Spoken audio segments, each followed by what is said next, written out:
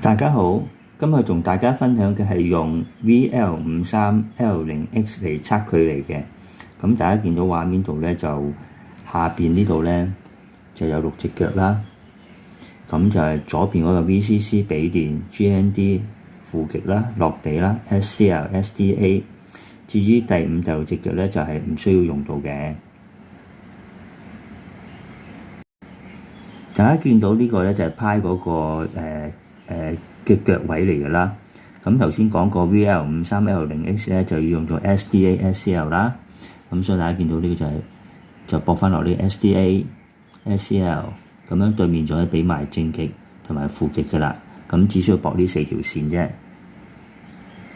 咁程式方面咧就第一行咧就係先 import 個 time 啦，跟住 board 同埋 bus I/O 咧就係同 I2C 嘅溝通。最後嗰個咧就係VL53L0X 嘅嚟測佢個 module 啦。咁第3行咧就係將 SCL、SDA 咧就擺咗喺 I2C 呢個 variable 度嘅，咁就會變成咗一個實物啦。咁之後咧就喺第4行咧就可以放咗嚟俾 VL53L0X 嗰度用啦。咁最後尾個 variable 就係 VL53，咁就方便我哋做咗測距離嘅。至於程式不斷執行咧，就係第7行 VL53之後咧，用咗個 dot range 咧就可以測到個距離㗎啦，擺咗 distance 嗰度啦。最後尾就第8行咧，就將 distance 變成咗 string 同 加埋。咁因為今次我哋用 嚟做一個距離啦，咁又印出嚟。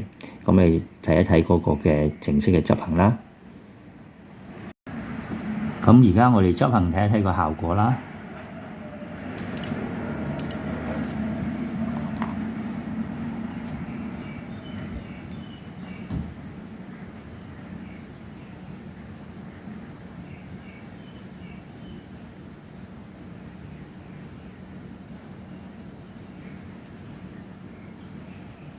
咁我哋下一集再見啦，拜拜。